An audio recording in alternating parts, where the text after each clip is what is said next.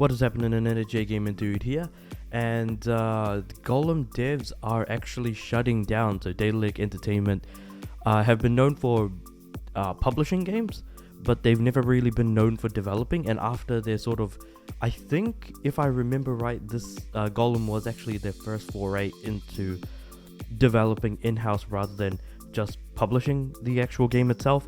They've kind of just decided to kind of hang their hat up and just walk away. You know, development is hard, absolutely, but I can't imagine publishing being any or all that much easier. But I suppose it's what they know how to do. So about 20 to 25ish people, from what I'm aware, is going to be losing their jobs as a result of like this decision. Though it's kind of interesting, like what the fly on the wall would be like to see what a game like Gollum would actually, like, how did it get greenlit in the first place and ready for release? Because the game it did not look fun, it did not look good, and it just seemed to be lacking in every sense of the word.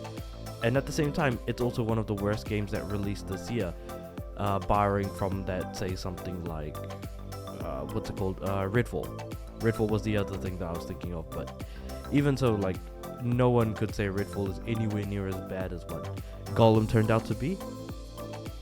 So that's just like a fascinating thing to find out, and I don't know if we will ever end up finding out. But not gonna lie, I would actually be pretty interested. But yeah, as a whole, because they're shutting, like, it sucks that they're shutting down. That it just sucks that they're shutting down. People are gonna lose their jobs and all the rest of it. But it's not like they're shutting down completely and that everyone is gone. So yeah, Daedalic will continue to keep publishing games and do what they do. The fact of the matter is, it was announced that they did have a second Lord of the Rings game in development, and that was kind of surprising to me because, like, after the release of Gollum, how could they possibly release another game?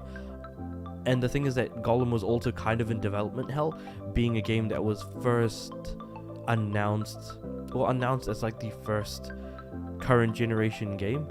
So the first game to be ever announced for the PS5 and Xbox Series generation, though I think it was announced for PS5 specifically at first.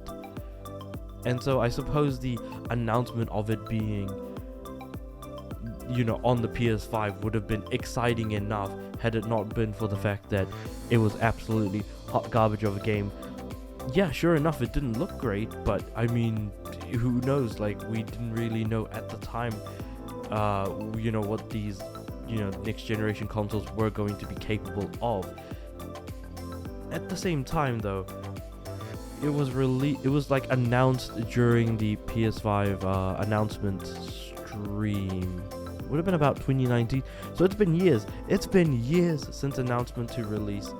Yeah, game development is hard. It's taking longer as time goes on. People are demanding games to look better, to be bigger.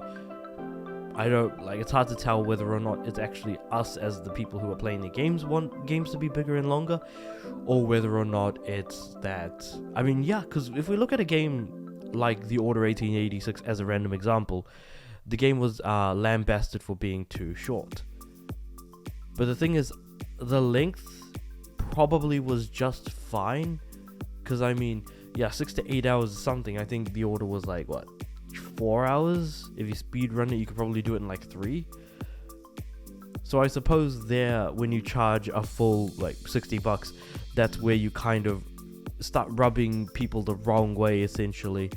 But yeah, it's difficult to decide like how much a game should cost, how long it should be, is it worth it to keep developing it? And it seems like most games now that are more successful generally tend to be on the indie side, with 16-bit bleepy colors and shininess in that very pixelated way that kind of hurts your eyes if you were to rub it up against your eyeball. But jagged edges aside, it's unfortunate to see what's happened to the Gollum devs, and we can only really sort of wish them the best. but it's worth just letting people know that, like, if you try once and fail, giving up isn't the only thing that you could do. You could try to do it again, but if the financial liability was so bad that you absolutely had to shut down, then that is just sort of like a miserable failure in its own way.